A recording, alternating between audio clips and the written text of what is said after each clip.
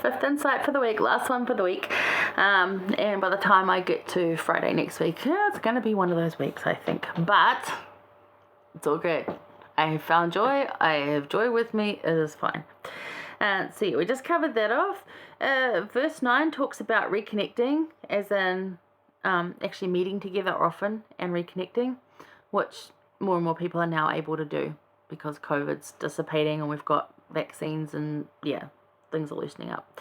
So that's really cool. Down in verse 15, it talks about cheerful hearts and countenances and glad heart and cheerful countenance, but not with too much laughter. Now, what he's talking about there is when it can get disrespectful laughter and get mocking laughter, and it just becomes this group thing where it gets carried away. I don't know, if you have the Holy Ghost residing with you and you go to like a work party that's not part of a church event, if you just do that.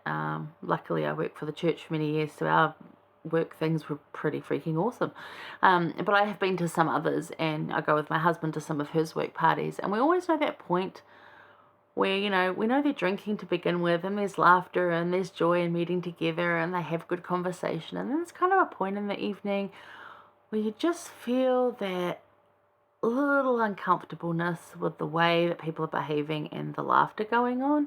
That's the time to leave, and you know when it is. You're like, okay, we're going now, and everyone's good with you going, and they continue partying because that's where they are, and they're happy there. And you know what? It's actually okay that they're there and doing that. That's their choice, and we don't need to worry about that. That's not our stress. That's not our choice. However, that's the too much laughter, and we know that at that point it's too much, and we're going home.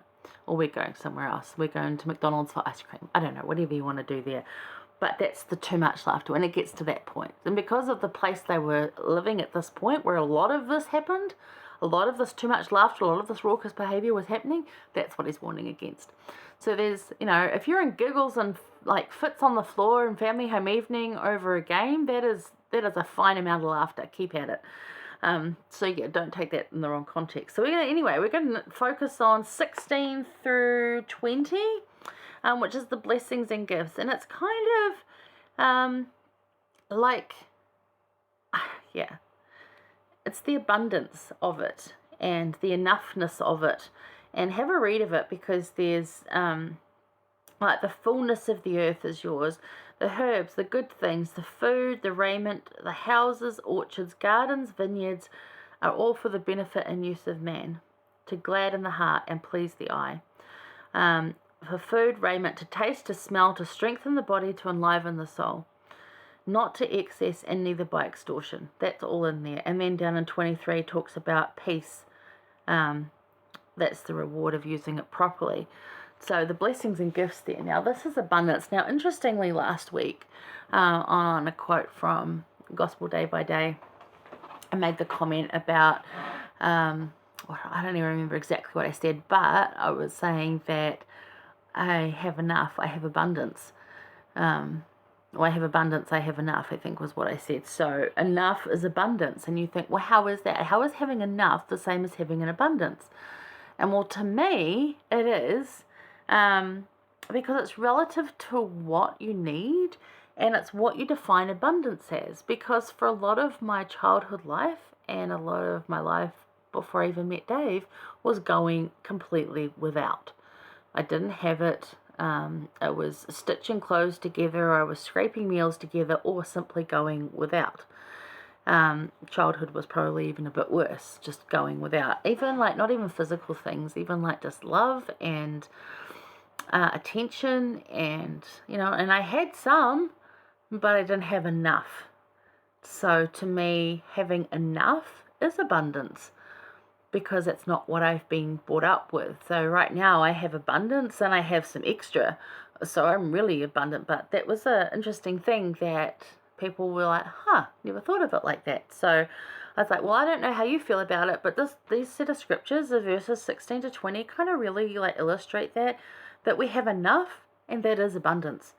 So the rewrite of attitudes that I'm going to read to you, this is the beatitudes. So remember a better attitude, better attitude. Now, Emily Freeman did this when we were doing New Testament a couple of years ago.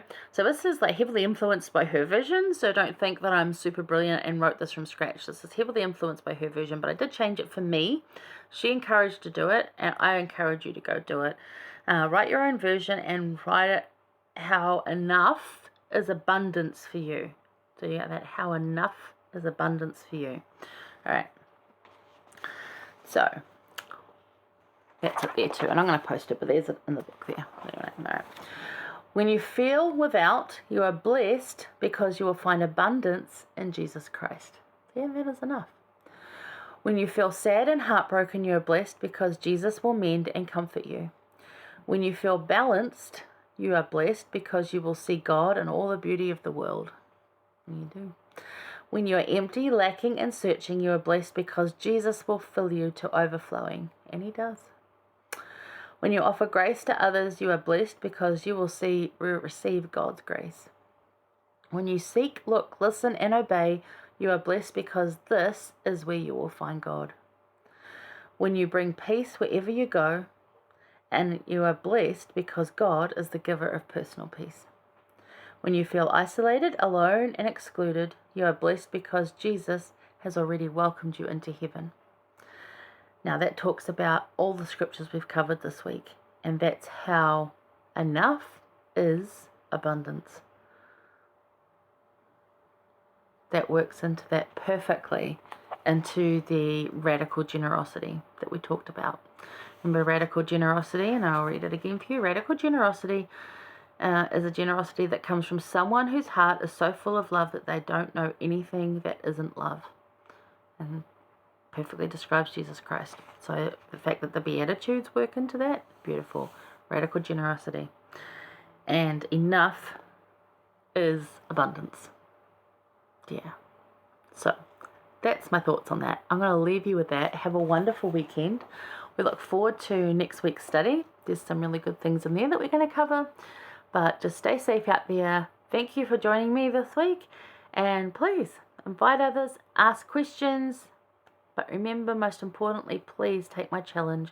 Go and pray with just your heart laid out and give it all up. That's really going to help you right now. All right, guys. See ya.